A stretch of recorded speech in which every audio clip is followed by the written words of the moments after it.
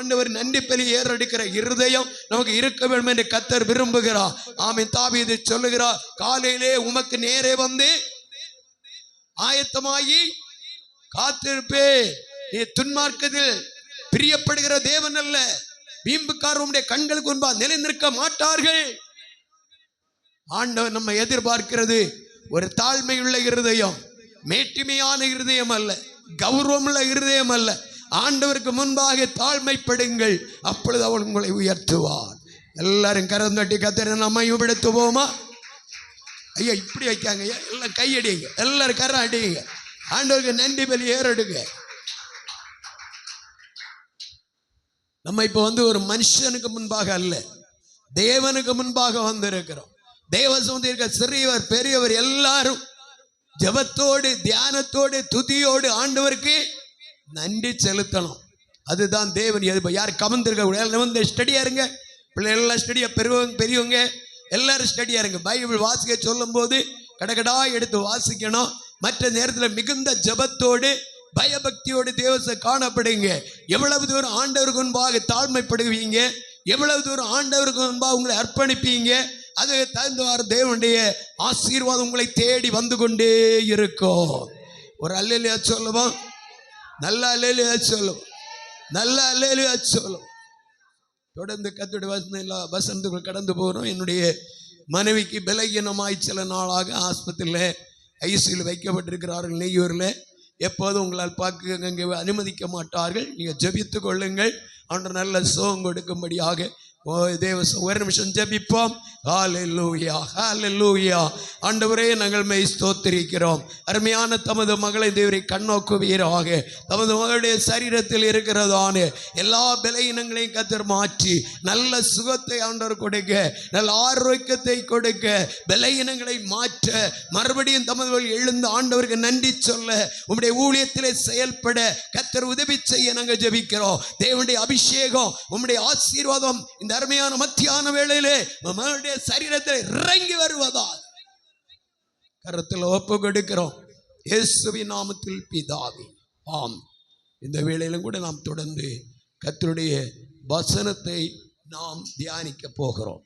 தேவனுடைய ஆவியானவர் நம்மோடு கூட பேசும்படியாக எல்லாரும் தேவ சமூகத்தில் ஜெபத்தோடு துதி ஸ்தோத்திரத்தோடு ஆண்டவர் சமூகத்தில் அமர்ந்திருக்கும்படி மிகவும் அன்போடு உங்களை கேட்டுக்கொள்கிறோம். சில நிமிஷங்கள் கர்த்தருடைய சமூகத்தில் வேதவசனத்துக்குள்ளாக கடந்து போய் ஆண்டவரை மையப்படுத்துவோம். கடந்த நாட்கள் முழுவதும் ஆண்டவருக்கு நல்லவராய் பெரியவராய் இருந்து நம்மை நடத்தினாரே, அந்த தேவனுக்கு நன்றியாக 2 கரங்களையும் தட்டி ஆண்டவரை மையப்படுத்துவோம்.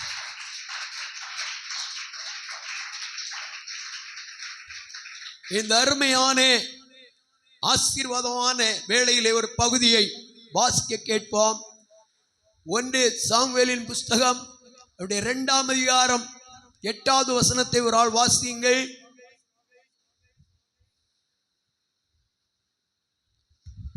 1 சாமுவேல். அவர் சிறியவனை புழுதியில் இருந்து எடுத்து எளியவனை குப்பையில் இருந்து உயர்த்துகிற தேவன். அருமையான அந்நாள் பாடின இந்த அருமையான இந்த அருமையான இந்த பகுதி ஆண்டவருக்கு நன்றியாக தன் மகனை ஆலயத்திலே கொண்டு நிறுத்தின அருமையான அந்நாள். ஒரு நாள் ஆலயத்தில் போய் கண்ணீர் வடித்த அந்நாள் கதறி, ஆண்டவரே, நான் மன கிளேசம் உள்ள ஸ்திரீ, நான் என்ன செய்ய வேணும், எனக்கு ஒரு ஆசீர்வாதத்தை தாருங்க என்று கேட்டு ஆண்டவர் சமூகத்தில் தன்னை அர்ப்பணித்த அந்நாள். ஒரு குறிக்கப்பட்ட நாள் வந்தபோது கர்த்தர் கொடுத்த அருமையான பிள்ளையை பால் மறந்த உடனே ஆலயத்திலே கொண்டு போய் ஏலியனுடைய சமூகத்திலே தேவனுடைய சன்னிதானத்திலே அர்ப்பணித்து பாடுகிற ஒரு விசேஷமான ஐதோ கர்த்தருடைய வார்த்தையாயிருக்கிறது. திரும்பவுமாக இதை வாசிக்க கேட்போம். அவர் சிறியவனை புழுதியிலிருந்து எடுத்து எளியவனை குப்பையிலிருந்து உயர்த்துகிறார். அவர் உயர்த்துகிற தேவன் நம்முடைய தேவன். கரங்களை தட்டி எல்லாரும் கர்த்தரை நாம் ஸ்தோத்திரிப்போம். அவர் எப்படிப்பட்ட தேவன் வாசித்து பாருங்கள். உபாகம புஸ்தகம் அவருடைய 28ஆம் அதிகாரம் 14ஆம் வசனம் படிக்கும் போது அங்க இப்படி சொல்லப்பட்டிருக்கிறது. 28:14. இன்று நான் உனக்கு விதிக்கிற உன் தேவனாகிய கர்த்தரின் கட்டளைகளை கைக்கொள்ளவும் வேண்டும், அவைகளின்படி நடக்கவும் அதன்படி நடக்க வேண்டும், அவைகளுக்கு செவி கொடுத்து வந்தால் அவைகளுக்கு செவி கொடுக்க வேண்டும். கர்த்தர் உன்னை வாலாக்காதபடி தலையாக்குவார், உன்னை தலையாக்குவார். நீ கீழாகாமல் மேலாவாய், நீ மேலான நிலை உயர்த்தப்படுவாய். எப்போது? திரும்ப அந்த வார்த்தையை வாசிப்போம். இன்று நான் உனக்கு விதிக்கிற உன் தேவனாகிய கர்த்தரின் கட்டளைகளை கைக்கொள்ள வேண்டும். முதலாவது தேவனுடைய கற்பனை, கர்த்தருடைய கட்டளையை கைக்கொள்ள வேண்டும், அவைகளின்படி நடக்கவும் அதன்படியே நடக்க வேண்டும், அவைகளுக்கு செவி கொடுத்து வந்தால் அவைகளுக்கு செவி கொடுக்கணும். 3 முக்கியமான பகுதியாக இந்த காரியத்தை கர்த்தர் மோசேயோடு இந்த காரியத்தை சொல்லி கடைசியா சொல்லுகிறார். அவனை நான் வாலாக்காதபடி தலையாக்கி கீழாகாதபடி அவனை மேலாக்குவேன், அவனை உயர்த்துவேன் என்று சொல்லுகிறார். கரங்களை தட்டி ஆண்டவரை மயப்படுத்துவோம். நாம் கைக்கொள்ள வேண்டிய காரியங்களை நாம் கைக்கொள்ளும் போது கர்த்தர் நம்மை கண்ணோக்கி கொண்டே இருக்கிறார். நம்முடைய வாழ்க்கையில உயர்வு வேண்டும், ஆசீர்வாதம் வேண்டும், மேன்மை வேண்டும் என்று விரும்புகிறார்கள். ஆனாலும் உயர்வை அடைவதற்கு எவ்வளவுதான் முயற்சித்தாலும் பெற்றுக்கொள்ள முடியாதவர்களாய் தாழ்ந்தே போகிறார்கள். ஏன்? இங்கே சொல்லப்பட்ட தேவனுடைய வார்த்தை என்ன? அவருடைய வார்த்தைக்கு முழுமையாய் நாம் செவி கொடுக்க வேண்டும். திரும்ப அந்த வார்த்தையை வாசிப்போம். இன்று நான் உனக்கு விதிக்கிற உன் தேவனாகிய கர்த்தரின் கட்டளைகளை கைக்கொள்ளவும். முதலாவது அவருடைய கட்டளைகளை கைக்கொள்ள படிக்கணும், கைக்கொள்ள வேண்டும். அவைகளின்படி நடக்கவும், அந்த வேத வசனத்தின்படி நான் நடக்க வேண்டும், அவைகளுக்கு செவி கொடுத்து வந்தால் தேவனுடைய ஆலோசனை, தேவனுடைய வசனம் என்ன சொல்லுதோ அதற்கு நான் செவி கொடுத்து வந்தால் நமக்கு மேன்மை இருக்கிறது, உயர்வு இருக்கிறது. முதல்ல தேவன் கொடுத்த காரியங்களுக்கு சரியான செவி கொடுத்து கீழ்ப்படிய வேண்டும். அருமையான தேவனுடைய பிள்ளைகளே, எப்படி நமக்கு உயர்வை கர்த்தர் கொடுக்கிறார் பார்ப்போமா? வாசிங்கள். லூக்காவின் புஸ்தகம் 14ஆம் அதிகாரம் அவருடைய 11வது வசனத்தை வாசிக்க கேட்போம். தன்னைத்தான் உயர்த்துகிறவன் எவனோ தாழ்த்தப்படுவான், தன்னைத்தான் தாழ்த்துகிறவன் உயர்த்த. சகோதரர்கள் பற்றி எல்லாருக்கும் பைபிள் கையில் இருக்க, உயர்த்துங்க பைபிளை. சிலருக்கு இல்லையா? எல்லாரும் வச்சிடுங்க, சரியா? வேத புஸ்தகம் ரொம்ப முக்கியம். கர்த்தருக்கு ஸ்தோத்திரம். கர்த்தருடைய ஆலயத்துக்கு வரும்போது தேவனுடைய வேதத்தை கரத்தில் ஏந்தி வருகிறதே ஆண்டவருக்கு பெரிய சந்தோஷம். அல்லேலூயா. சரி, திடீர்னு ஒருவேளை வாசிக்க சொன்னா வாசிங்க என்ன. சரி, பாருங்க, இங்கே பார்க்கிறோம். இதோ அந்த தாழ்மை உள்ள ஒரு இருதயத்தை கத்தறிய. திரும்ப வாசிங்க அதே பகுதி. தன்னைத்தான் தாழ்த்துகிறவன், தன்னைத்தான் உயர்த்துகிறவன் எவனோ அவன் தாழ்த்தப்பட்டு போவான், தன்னைத்தான் தாழ்த்துகிறவன் எவனோ உயர்த்தப்பட்டு கொண்டே வருவான். அல்லேலூயா. நம்முடைய வாழ்க்கையில் நம்முடைய இருதயம் கர்த்தருக்கு முன்பாக எப்படி இருக்கணும்? தாழ்மை உள்ளதாக இருக்கணும். அந்த தாழ்மையை கர்த்தர் எப்பொழுது நம்மிடத்திலே எதிர்பார்த்து கொண்டே இருக்கிறார். நாம் நம்ம எவ்வளவு தூரம் நம்மை தாழ்த்துவோம்? தாவீது இவ்விதமாக பாடுகிறார், வாசித்து பாருங்கள். இதோ அதனுடைய 2 சாமுவேலின் புஸ்தகம் 23:1 படிக்கும் போது வாசிப்போம். மேன்மையடைந்த தாவீது. வாசிங்க 2 சாமுவேல் 23:1.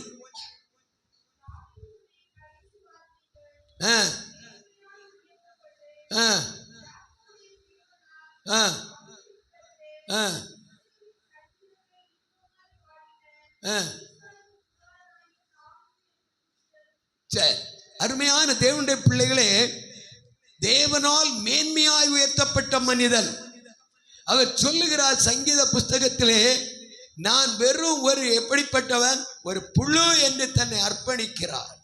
தன்னை முழுமையாக தன்னை ஆண்டவர் கற்று தன்னை தாழ்த்துகிறார். எந்த தேவ பிள்ளையுடைய உள்ளத்திலே தாழ்மையின் இருதயம் இருக்கிறதோ, எந்த ஆத்மாவுடைய வாழ்க்கையிலே தன்னை அர்ப்பணிக்கிற இருதயம் இருக்கிறதோ, வாசிங்க 138 சங்கீதம் 6 என்ன சொல்லுகிறது வாசித்து பாருங்க. கர்த்தர் உயர்ந்தவராயிருந்தும் தாழ்மை உள்ளவனை நோக்கி பார்க்கிறார். தாழ்மை உள்ளவனை அவர் என்ன செய்கிறார்? நோக்கி பார்க்கிறார். யார் யார் தன்னை தாழ்த்தி இருக்கிறார்களோ அவர்களை தேவன் நோக்கி பார்த்து கொண்டே இருக்கிறார். நம்மை நாமே தாழ்த்துகிற இருதயம் நமக்கு இருக்க வேண்டும். நம்முடைய இருதயம் கர்த்தருக்கு முன்பாக வைக்கப்பட்டிருக்கிறது. இங்கே நானும் நீங்களும் கர்த்தருக்கு முன்பாக அமர்ந்திருக்கிறோம். தேவன் நம்மை கண்ணோக்கி கொண்டே இருக்கிறார். யார் யாருடைய இருதயம் எல்லாம் இது நம்மை தாழ்த்துகிற ஒரு அனுபவத்தில் இருக்கிறது என்பதை கர்த்தர் கவனித்து நிதானித்து பார்த்து கொண்டிருக்கிறார். தாழ்மை உள்ளவர்களை தேவன் உயர்த்துகிற தேவன். 22 சங்கீதம் 6 படிக்கும் போது தாவீது தன்னை தாழ்த்துகிறார். வாசித்து பாருங்கள். சங்கீதம் 22:6. நானோ ஒரு புழு மனுஷன் அல்ல மனுஷரால் நிந்திக்கப்பட்டும் ஜனங்களால் அவமதிக்கப்பட்டும் இருக்கிறேன்.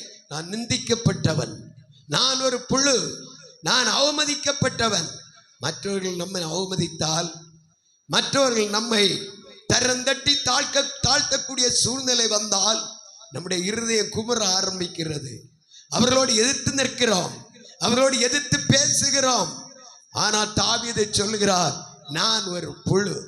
நீங்கள் உங்களுடைய வீடை விட்டு புறப்பட்டு வரும்போது எத்தனையோ புழுக்கள் உங்கள் காலுக்கு அடியில் மிதிப்பட்டிருக்கும் அல்லவா?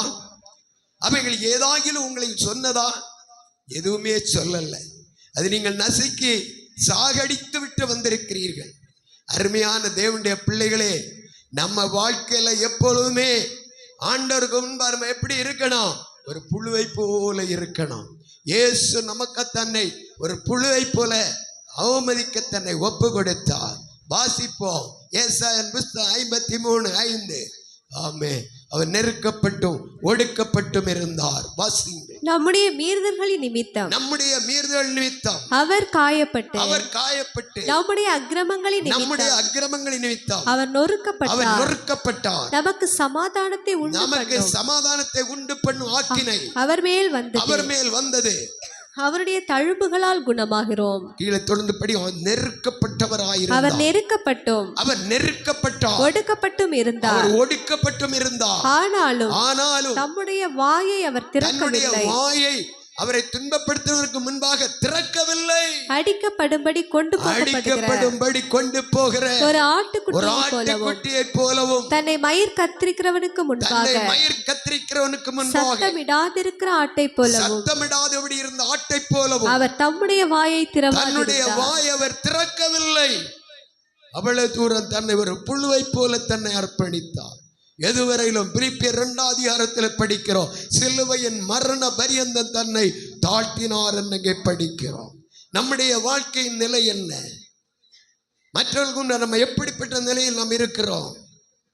நம்முடைய வாயில் இருந்து வருகிற வார்த்தைகள் என்ன? எப்படி நம்முடைய இருதயம் கர்த்தருக்கு முன்பாக தாழ்த்துகிற இருதயமாய் இருக்கிறது? தேவன் நம்மிடத்தில் எதிர்பார்க்கிறது. மீகாவின் புஸ்தகம் 6 அதிகாரம் 8 படித்து பாருங்கள். மனுஷனே நன்மை இன்னதென்று அவர் உனக்கு அறிவித்திருக்கிறார். அவர் உனக்கு யாரும் அசதியா இருக்கக்கூடாது. சகோதரிகளே, வேதத்தை நன்றாக கவனிங்க. இன்றைய கர்த்தருடைய வருகை இருந்தால், மகிமையானவருடைய வருகையை சந்திக்க நீங்கள் தகுதியாக வேண்டும். ஆவியான சபை கொடுக்க வேண்டிய வார்த்தையை, வசனத்தை ஆண்டு தந்தபடி நான் உங்களை கொடுத்து கொண்டிருக்கிறோம். வாசிங்கம்மா.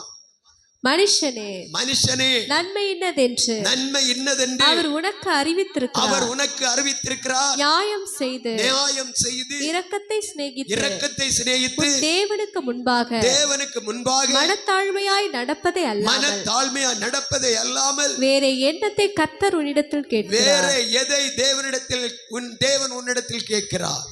தேவன் நம்மிடத்தில் விரும்புகிறது. அருமையான சகோதரனே, சகோதரியே, ஒரு முக்கியமான காரியத்தை எதிர்பார்க்கிறார். மனத்தாழ்மை.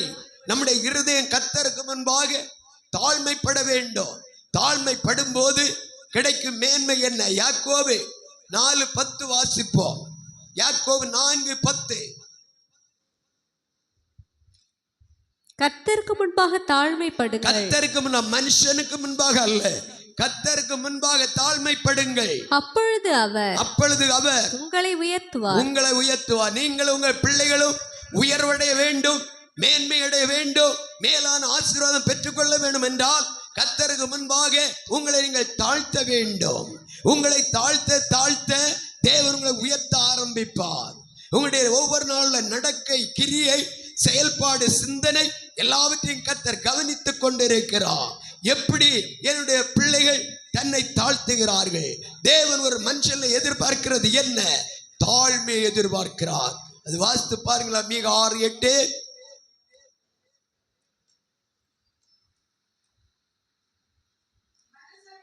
மனுஷரே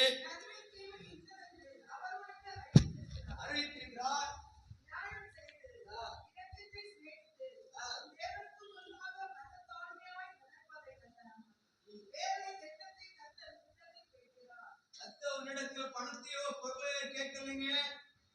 உன்னிடத்தில் முதலாவது கர்த்தர் கேட்கிறது என்ன? உன் இருதயம். உன் இருதயம் கர்த்தருக்கு முன்பாக தாழ்மையா இருக்க வேண்டும்.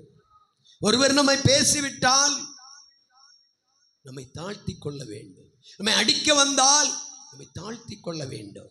நமக்குரியவைகளை எடுத்துக்கொள்ள வந்தால் நம்மை தாழ்த்த வேண்டும். கடந்த நாளில் ஒரு அருமையான குடும்பம் ஜெபத்திற்காக வந்தார்கள்.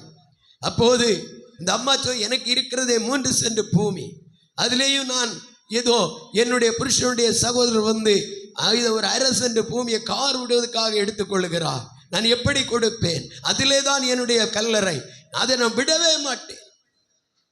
நான் சொன்னேன், நீ அப்படி சொல்லாதம்மா, அவங்க கேட்குறாங்களா, நீ விட்டு கொடு, அதை விடவும் பல மடங்கு தெய்வம் உனக்கு தருவார். அல்லேலூயா சொல்லுங்க. நிறைய பேருக்கு வாய் வரல. புரியுதா நான் சொல்றது? நம்மை விட்டு கொடுக்கிற இருதயம் நமக்கு இருக்கட்டும், நம்மை தாழ்த்துகிற இருதயம் நமக்கு இருக்கட்டும். அந்த தாழ்மையின் இருதயத்தை தான் தேவன் எதிர்பார்க்கிறார். தாழ்மை உள்ள இருதயம் சகோதரிய உனக்குள் இருந்தால் நீ எந்தெந்த இடத்திலெல்லாம் நீ தாழ்ந்து உன்னை தாழ்மைப்படுத்தி கொடுக்கிறாயோ அந்த இடத்துல உன்னை உயர்வு தேடி வந்து கொண்டே இருக்கும். சரி, அடுத்தது சில வசனங்களை வாசித்து கர்த்தருடைய நாமத்தை நாம் உயர்த்த போகிறோம். தேவனுடைய நாமம் தரிக்கப்பட்ட ஒரு கிறிஸ்தவ, ஒரு தேவ பிள்ளை எப்படி இருக்க வேண்டும்? 2 நாளாம் புஸ்தகம் 7ஆம் அதிகாரம் 14ஆம் வசனம் சொல்லுகிறது. வாசிப்போம். 2 நாளாகும் 7:14. என் நாமம் தரிக்கப்பட்ட கிறிஸ்தவன் என்று நாமம் தரிக்கப்பட்ட என் ஜனங்கள் தங்களை தாழ்த்தி ஜெபம் பண்ணி என் முகத்தை தேடி தங்கள் பொல்லாத வழிகளை விட்டு திரும்பினால் அப்பொழுது பரலோகத்தில் இருக்கிற நான் கேட்டு அவர்கள் பாவத்தை மன்னித்து அவர்கள் தேசத்துக்கு சேமத்தை கொடுப்பேன். எப்பொழுது சேமம் கிடைக்கும்? தேசத்துக்கு சேமம் மழை. இன்றைக்கு மழை இல்லை. ஏன்? மனிதனுடைய இருதயம் கர்த்தருக்கு முன்பாக தாழ்மை இல்லை. கர்த்தருக்கு முன்பாக மேட்டிமையா நிற்கிறது. மேட்டிமை உள்ளவனுக்கு கர்த்தர் எதிர்த்து நிற்கிறார். பெருமை உள்ளவர்களுக்கு கர்த்தர் எதிர்த்து நிற்கிறார். தாழ்மை. என் நாமம் தரிக்கப்பட்ட என் ஜனம், கிறிஸ்தவன் என்று சொல்லுகிற போர்வையில் இருக்க ஒரு தேவ பிள்ளை தன்னை தாழ்த்த வேண்டும். அப்பொழுது தேசத்துக்கு மட்டுமல்ல, நம்முடைய குடும்பத்துக்கு சேமம் கிடைக்கும், நம்முடைய வீட்டுக்கு சேமம் கிடைக்கும், நம்முடைய மனைவி பிள்ளைகளுக்கு சேமம் கிடைக்கும், புருஷனுக்கு மனைவிக்கு சேமம் கிடைக்கும். சேமம் என்பது சமாதானம், சேமம் என்பது ஆசீர்வாதம், சேமம் என்பது செழிமை. கரங்களை தட்டி கத்திரமயப்படுத்துவோம். நாம் இன்றைக்கு கர்த்தருடைய சமூகத்தில் இருக்கிறோம். ஆண்டவரே, நான் உமக்கு முன்பாக நான் எப்போது எப்படி இருக்க வேண்டும்? நான் என்னை தாழ்த்தி வைக்க வேண்டும், என்னை தாழ்மைப்படுத்த வேண்டும். என்னை தாழ்மைப்படுத்துகிற இருதயம் எனக்கு வேண்டும். நான் என்னை தாழ்த்த எனக்கு நீர் வைத்திருக்கும் உயர்வு ஏராளம் ஏராளம். நீங்க சங்கீத புஸ்தகங்கள்ல படிக்கும் போது தாவீதுடைய அந்த விலையேற பெற்றதான அந்த தாழ்மையை நாம் பார்க்க முடியும். தாவீதுக்கு விரோதமாக ஏராளம் சத்துருக்கள் எழும்பினார்கள், பெலிஸ்தியர்கள் எழும்பினார்கள். யார் எப்படி எழும்பி இருந்தாலும் அந்த இடத்துல தாவீது தன்னை தாழ்த்த ஆரம்பித்தார். தன்னை தாழ்த்தினபடியினால் தேவன் அவரை மேன்மைப்படுத்த ஆரம்பித்தார். படித்து பாருங்கள் 2 சாமுவேலின் புஸ்தகம் 23 அதிகாரம் 1 வசனம். தாவீதுடைய கடைசி வார்த்தைகள், மேன்மையாய் உயர்த்தப்பட்டு யாக்கோபுடைய தேவனால் அபிஷேகம் பெற்று, இது யாக்கோபுடைய தேவனால் அபிஷேகம் பண்ணப்பட்டு இஸ்ரவேலின் சங்கீதங்களை இன்பமாய் பாடின ஈசாயின் குமாரனாகிய தாவீது என்னும் புருஷன், ஈசாயின் குமாரனாகிய தாவீது என்னும் புருஷன் சொல்லுகிறது என்னவென்றால், பாருங்க எப்படி உயர்த்தப்பட்டார். திரும்ப வாசிங்க. மேன்மையாய் உயர்த்தப்பட்டு. எப்படி உயர்த்தப்பட்டார்? மேன்மையாய் உயர்த்தப்பட்டார். எப்படி தன்னை தாழ்த்தினார்?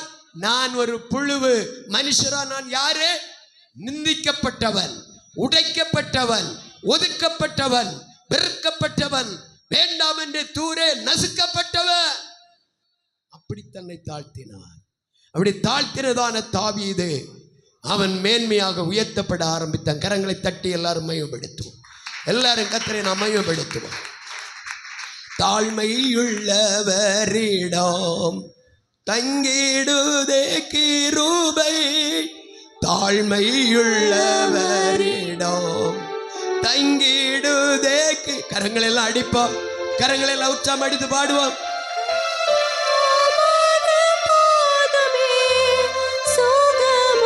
எல்லாரும் சேர்ந்து பாடுவோம்.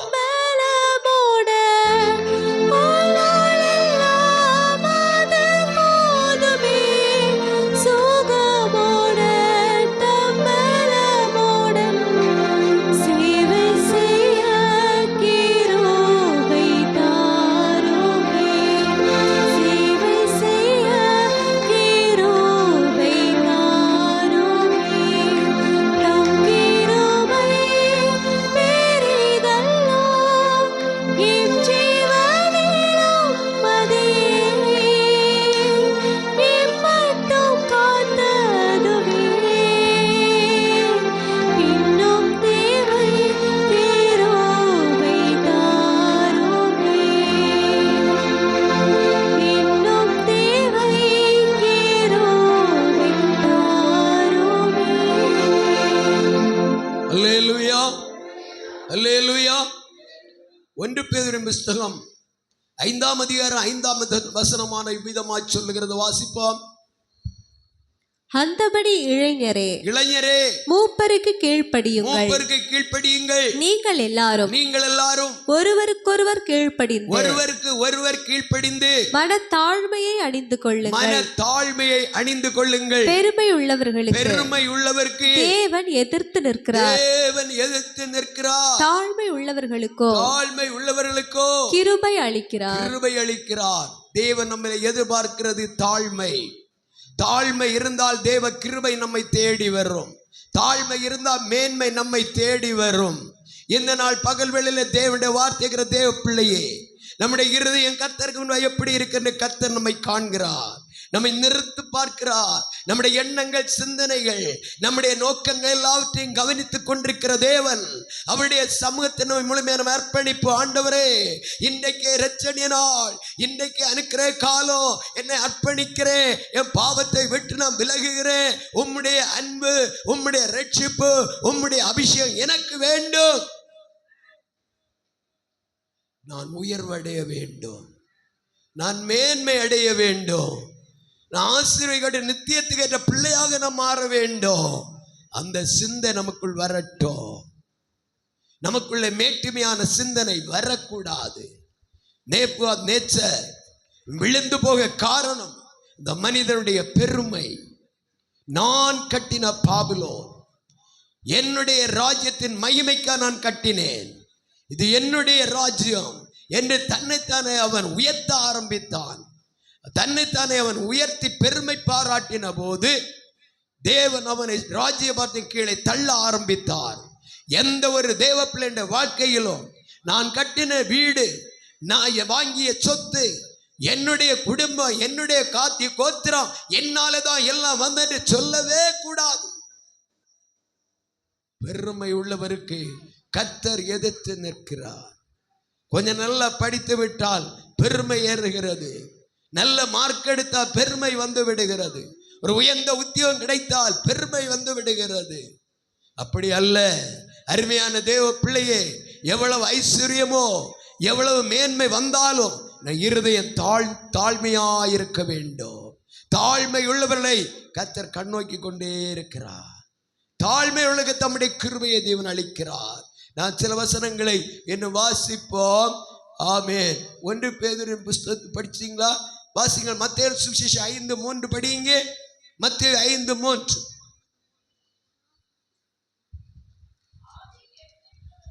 ஆவியில் எளிமை உள்ளவர்கள் பாக்கியவான்கள், பரலோக ராஜ்யம்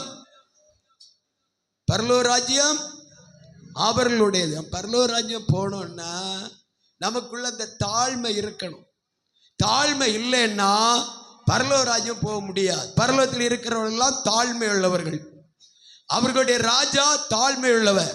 வாசிங்க. நான் சாந்தமும் மனத்தாழ்மையுமா இருக்க. வாசித்து பாருங்க. மத்தேயு 11:29. நான் சாந்தமும் மனத்தாழ்மையுமாய் இருக்கிறேன். நான் சாந்தமும் மனத்தாழ்மையுமாய் இருக்கிறேன். என் நுகத்தை உங்கள் மேல் ஏற்றுக்கொண்டு என்னிடத்தில் கற்றுக்கொள்ளுங்கள். அப்பொழுது உங்கள் ஆத்துமாக்களுக்கு இளைப்பாறுதல் கிடைக்கும். இளைப்பாறுதல் என்ற சமாதானம். இன்னைக்கு அநேகருடைய வாழ்க்கையில சமாதானம் இல்லை. கடந்த நாள்ல ஒரு அருமையான வயோதிப தாய் ஆஸ்பத்திரியில் திடீரென்று கொண்டு வந்தார்கள். கொஞ்ச நேரத்துக்குள் அந்த அம்மாவுடைய வாழ்க்கை முடிந்து விட்டது. கேட்டால் வீட்டிலே சமாதானம் இல்லாத ஒரு விஷத்தை அடித்து விட்டார்கள். அநேக குடும்பங்கள் அப்படிதான். சமாதானம் இல்லாதபடி தற்கொலை பண்ணி கொள்ளுகிறார்கள். சமாதானம் இல்லாதபடி தங்கள் வாழ்க்கையை தொலைத்து விடுகிறார்கள். அந்த ஆத்மா இப்பொழுது எங்கே போயிருக்கோம்? பாதாளத்தில் போயிருக்கோம். கடைசி நாட்கள் ஒரு நியாய தீர்ப்பின் நாள்ல அந்த ஆத்மா கிடைக்கிறது என்ன? பயங்கரமான அக்கினி கடல். ஒருவன் ரட்சிக்கப்படாவிட்டால், ஞானஸ்நானம் எடுக்காவிட்டால், பரிசுத்த அபிஷேகம் பெற்று ஆண்டவருக்கு தன்னை தாழ்த்தாவிட்டால், என்றைக்கு நான் கேட்கிறது சரிதான் ஊழியக்காரங்க இப்படிதான் சொல்லுவாங்க சொல்லி உதாசீனம் பண்ணி கொண்டு போனால் ஒரு நாள் வரும். நாம் கேட்கிற கர்த்தருடைய ஒவ்வொரு வார்த்தைகளும் நம்முடைய மனசாட்சி பிடித்து வைத்திருக்கோம். நியாய தீர்ப்பின் நாளிலே நமக்கு முன்பாக சாட்சியிடும். ஆமென், ஆமென். அந்த சாட்சியிடும் நாள் வராதபடி பூமியில் இருக்கும் போது நம்மை நாமே தாழ்த்தி தேவனுடைய சத்தியத்தை நம்மை அர்ப்பணிப்போம். சத்தியத்தை கை கொண்டவர் இருக்கிற அவருடைய நீதியுள்ள ஜாதி பரலோகத்திலே பிரவேசிக்க வாசல் நமக்கு திறக்கப்பட போகிறது. கரங்களை தட்டி எல்லாரும் கர்த்தரை நாம் ஸ்தோத்திரிப்போம். இன்றைக்கு ஆண்டவராய் இயேசு நமக்காக என்ன செய்தாராம்? பிலிப்பியர்கள் நிருபம் 2ஆம் அதிகாரம் 6, 7, 8 வசனங்களை வாசிப்போம். பிலிப்பியர் 2ஆம் அதிகாரம் 6 முதல் 8ஆம் வசனங்களுள்ள வாக்கியங்களை வாசிப்போம். அவர் தேவனுடைய ரூபமாயிருந்தும் தேவனுக்கு சமமாயிருப்பதை கொள்ளையாடின பொருளாக எண்ணாமல் தம்மை தாமே வெறுமையாக்கி அடிமையின் ரூபம் எடுத்து மனுஷர் சாயலானார். அவர் மனுஷ ரூபமாய் காணப்பட்டு மரண பரியந்தம் அதாவது சிலுவையின் மரண பரியந்தம் கீழ்ப்படிந்தவராகி தம்மை தாமே தாழ்த்தினார். பிதாவுக்கு முன்பு ஆண்டவராய் இயேசு தன்னை முழுமையாக கீழ்ப்படிந்தார். அங்கே சொல்லப்பட்டிருக்கிறது, சிலுவையின் மரண பரியந்தம் தன்னை தாழ்த்தினார். இயேசுவையே நமக்காக தன்னை தாழ்த்தினார் என்றால் அவரை விட நம்ம எல்லாம் பெரியவர்களா? இல்லை. நாம் எவ்வளவு தூரம் நம்மை தாழ்த்த முடியும், அவ்வளவு தூரம் நம்மை தாழ்த்த வேண்டும். தாவீது சாதாரண ஆடுகளை மேய்த்த ஒரு மேய்ப்பன். கடைசியா மேன்மையா அவன் உயர்த்தப்பட ஒரே ஒரு காரணம் தாவீதுடைய தாழ்மை. அந்த தாழ்மையுள்ள இருதயம் உள்ள தாவீதை சாமுவேல் தேடி போனார். கர்த்தர் சொன்னார், அந்த வீட்டில் உள்ள மற்ற சகோதரனை நீ பார்க்க வேண்டாம், அவருடைய வாட்டச்சாட்ட வளர்த்தியை பார்க்க வேண்டாம், அழகை பார்க்க வேண்டாம், அறிவை பார்க்க வேண்டாம். இன்னும் ஒருவன் இருக்கிறான், ஈசாய்க்கு இன்னும் இளைய மகன் ஒருவன் இருக்கிறான், அவனை அழைத்து கொண்டு வாருங்கள். அவன் சாமுவேலுக்கு முன்பாக வந்தபோது மிகவும் ஒரு அழகுள்ளவன், சௌந்தரியம் உள்ளவன், திறமை உள்ளவன்.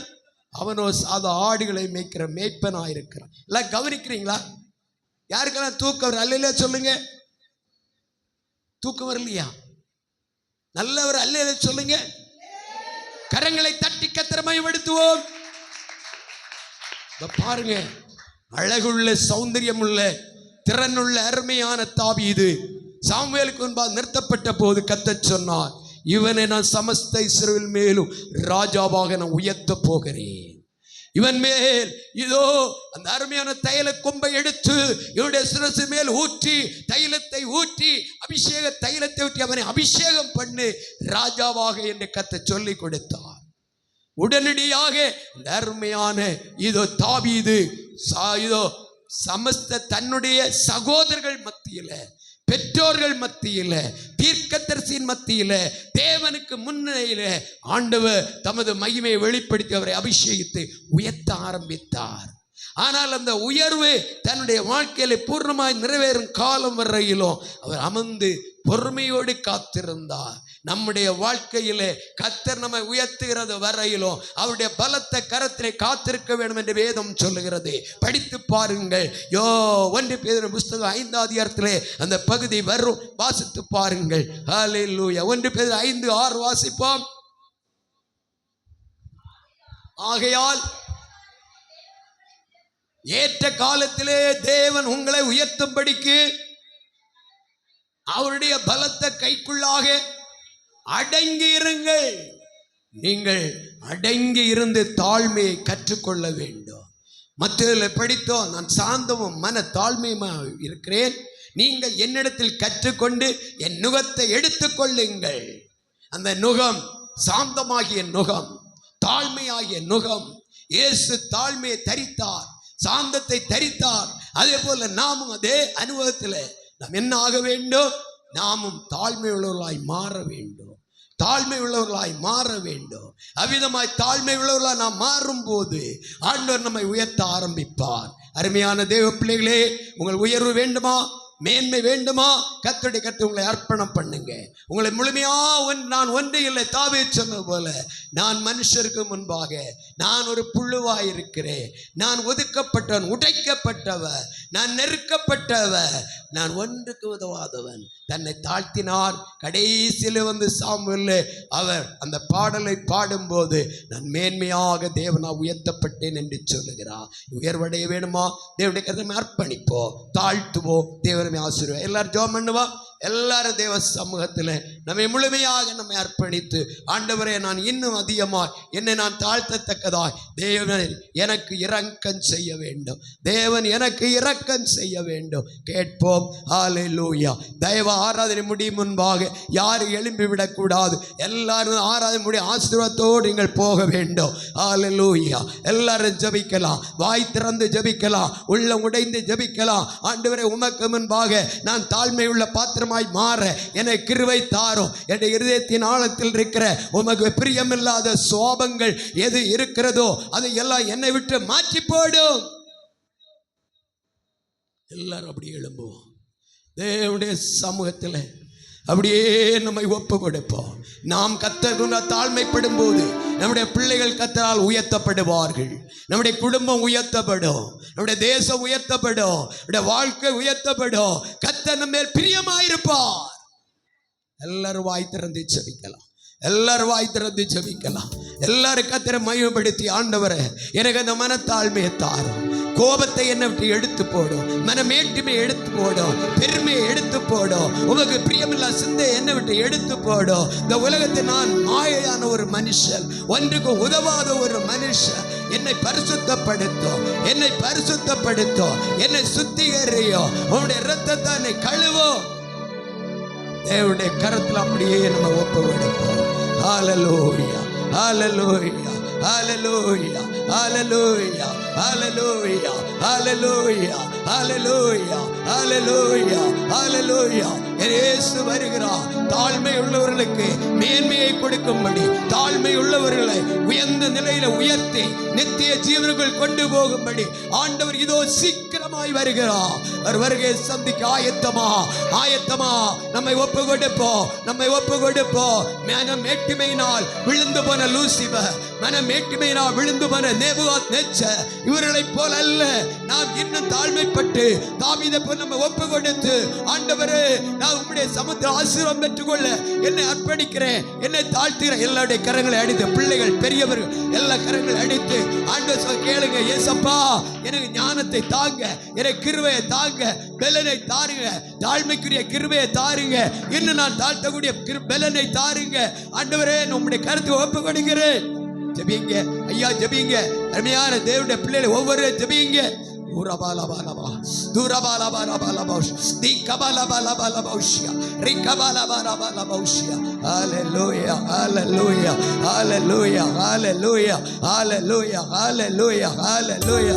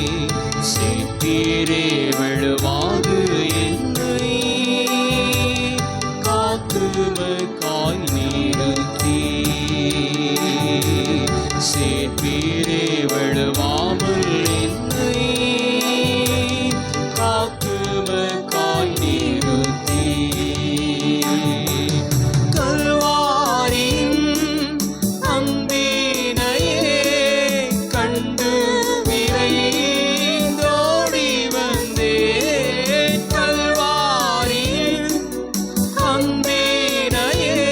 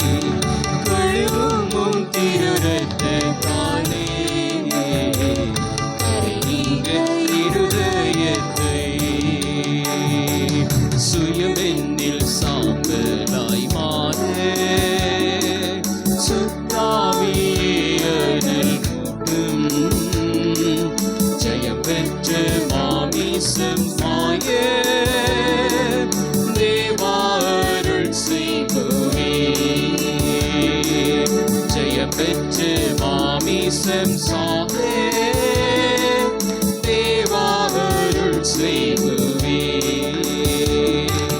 கல்வாரியின் அன்பினையே கண்டு விரைந்தோடி வந்தே. கல்வாரியின் அன்பினையே கண்டு விரைந்தோடி வந்தே. கழுவும் உம் திருரத்தத்தாலே கரை நீங்க இருதயத்தை. கழுவும் உம் திருரத்தத்தாலே